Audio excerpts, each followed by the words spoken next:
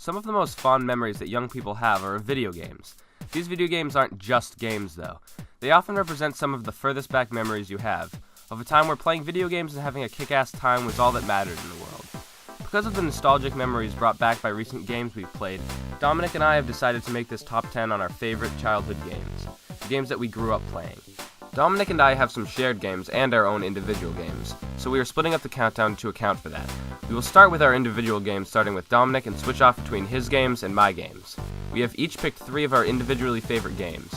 Then, the last 4 will be 4 of our shared childhood games. Alright, on to number 10.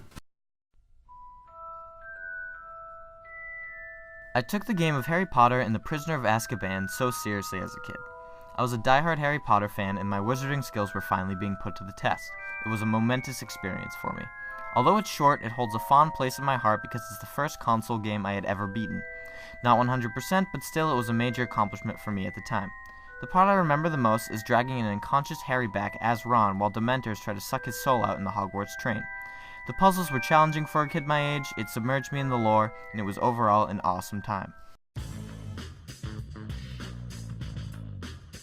Midway's Blitz 2003 for the GameCube is one of the most ridiculous games I have ever played. It played similarly to Madden, but there were a few catches. There are no penalties, you can play as tons of crazy characters, and there are a bunch of cheat codes that make gameplay even more entertaining. I spent a lot of time turning on the cheat code that makes every tackle a fumble, and engaging in endless amounts of ridiculous jukes, tackles, late hits, and touchdowns. All in all, Blitz's absurd gameplay never got old, and I still appreciate the fun it brings to the table. I love playing Mario and Luigi Partners in Time because it made me feel like I could really succeed at a game. Its story, interface, and gameplay were really simple and easy to pick up, and it required a certain level of dexterity to excel at. You had to mash the A, B, X, and Y buttons at the right time to keep items in use so they could continue to damage your opponent.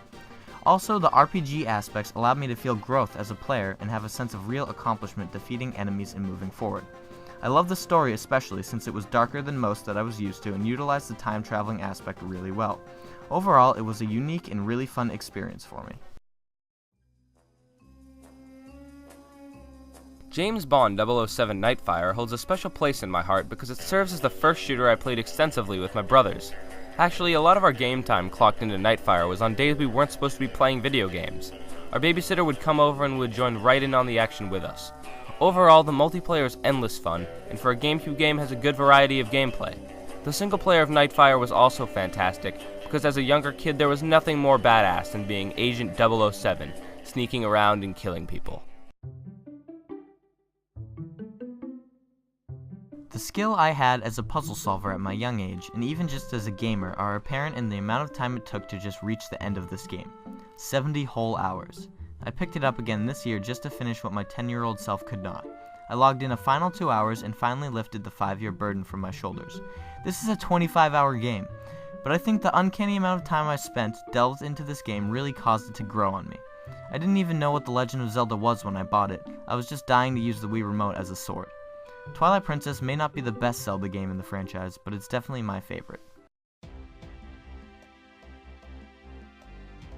Probably one of the oldest games I've owned, Donkey Kong 64 is also one of my favorite games of all time.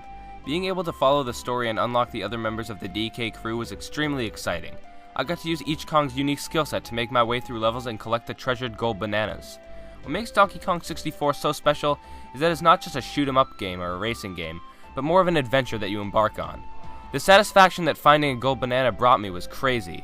I also liked playing the original Donkey Kong arcade game that was embedded into the depths of King K. Rool's floating tower. Of course, having 3 brothers, Donkey Kong 64 also brought loads of multiplayer fun for me. I have no fonder memories than running around shooting coconuts and oranges, which were grenades, at my brothers. Mario Kart Double Dash was my first ever GameCube game.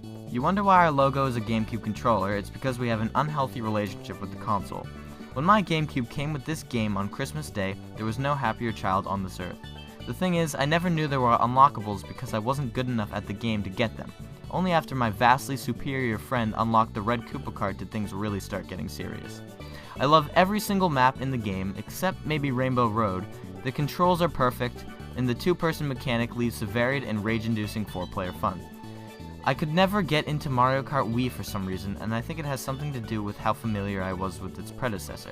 I played it for an unhealthy amount of time, and I think it paid off. It's the one thing I've ever beaten Jacob at. Like most GameCube games I have played, Super Smash Bros. Melee brings back memories of playing multiplayer against my brothers. Setting the number of lives to 99 and fighting to the death for an hour was just so much fun, and it didn't even matter that my older brothers were most likely kicking my ass. Just the concept itself, bringing many of Nintendo's characters together to fight against each other, is revolutionary to me, and as a kid, that is insane. Being able to play as Jigglypuff against Luigi was crazy. I'm guessing most people watching this have played a Super Smash Bros. Game, so it is easy to understand why Super Smash Bros. Melee is one of our favorite games. Our generation is the generation that got the games after the ones that had perfect scores on IGN. We got Twilight Princess after the breakout success of Ocarina of Time and The Wind Waker, Nightfire after GoldenEye, and the Generation 3 Pokemon games after the momentous generations that it followed. Does that mean that the kids before us had a better childhood? Maybe, but we certainly had a good one too. Sure, Emerald didn't allow the player to travel back to Kanto or Johto, and it lacked much innovation from the previous titles, but some really awesome Pokemon came out of it. And do you think that stuff mattered to us as kids? No. We were experiencing Pokemon for the first time in our lives, and it was a beautiful thing. Not to mention Hoenn is an awesome place. A large part of it's water, leaving for some seaside towns that really put me in my happy place. You could say that Generation 3 is the generation for me. Between the two of us, Dominic and I have played 3 out of the 4 Animal Crossing games. The only one we have not played is Animal Crossing New Leaf, only because neither of us own a 3DS. In my eyes, Animal Crossing is like Nintendo's version of The Sims, but way more fun. This is because you can get to personally know each of your neighbors, not to mention that your neighbors are animals. Animal Crossing truly embodies the fun in starting from scratch and building up your own house. There is something to be said about the fun of doing your neighbors favors, collecting fossils, fishing, and planting trees in your own town. Hanging over your head the whole game is a monstrous debt for your house that you must pay off, but once you do, it feels absolutely fantastic. In this way, it is a lot like real life, building relationships, making money, paying off debt, except for some reason my real neighbors aren't animals.